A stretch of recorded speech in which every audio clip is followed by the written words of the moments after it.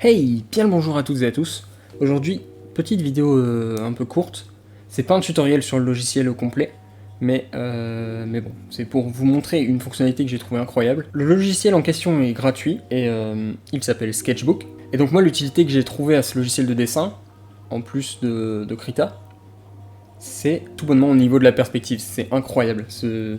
Ils ont un outil qui permet de rendre la perspective tellement simple que je pense que je vais l'utiliser pour faire mes croquis de fond pour mes dessins, et qu'après je vais retourner sur Krita pour le travailler au beau, au propre, avec les proches que je connais.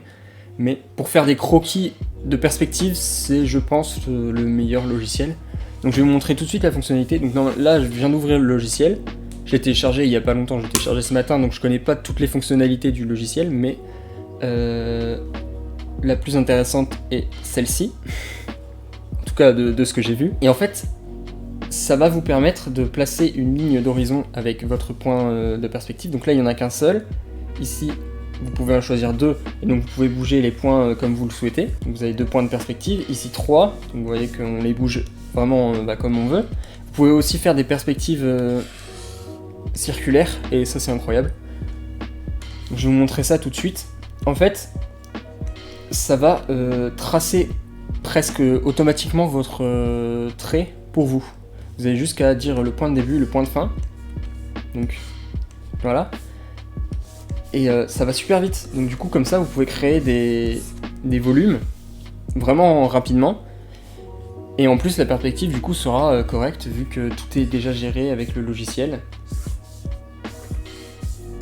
Et donc ça permet de faire des bâtiments très rapidement.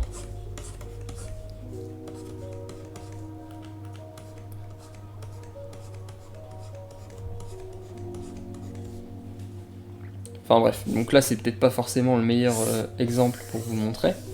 Je vais prendre une perspective un peu plus sympa.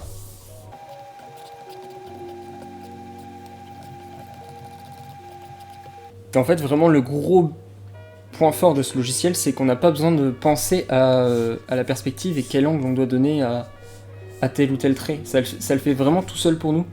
Et c'est incroyable. Donc là, bon, le dessin n'est pas incroyable, hein, on s'entend, mais c'est pour vous montrer que très rapidement, on peut arriver à faire des choses super sympas avec ce logiciel.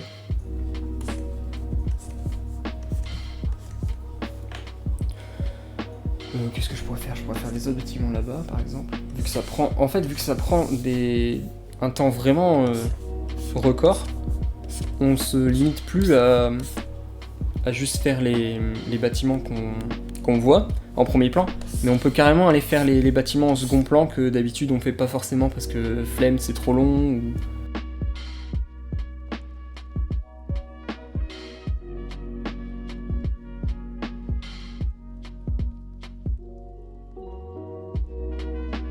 Si vous commencez à faire des gros bâtiments, vous allez pouvoir complètement exploiter le potentiel de ce logiciel, et c'est...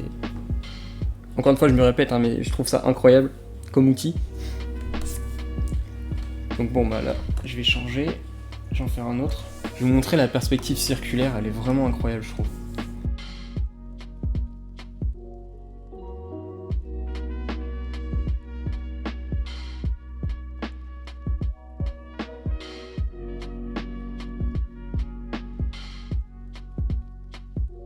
L'outil de perspective circulaire, pour moi, il va être plutôt utile dans tout ce qui est explosion, quand les blocs se séparent, et on voit ça beaucoup dans les animés quand il y a des points ou des impacts. Et avec cet outil-là, ça peut être super cool à animer simplement, en fait. Et puis voilà, c'est à peu près tout pour cette vidéo. Je voulais juste vous montrer cette fonctionnalité-là du logiciel qui est complètement incroyable, et qui pourra peut-être vous servir pour vous faire vos fonds. Sachant que moi, c'est un truc que j'ai un peu du mal. Bon, la perspective, j'y arrive, mais en plus, ça prend un peu de temps. Et avec ce truc-là, ça va super vite. Mais enfin bref, voilà. Donc, je ferai peut-être d'autres tutos sur ce logiciel-ci, mais je sais pas encore. Parce que pour moi, c'est vraiment la seule utilité que j'ai trouvée à ce logiciel pour l'instant. Enfin, le seul outil qui en valent vraiment la peine. Après, ça reste un logiciel de dessin plutôt classique avec des calques, etc. Un peu comme Krita, sauf que je pense que je vais quand même garder Krita parce qu'il y a de l'animation dessus. D'ailleurs, si vous voulez un tuto sur Krita, je vous mets ça en fiche un peu en haut. Et puis voilà. Donc sur ce, j'espère que ce petit truc vous aura aidé. On se dit à la prochaine et portez-vous bien.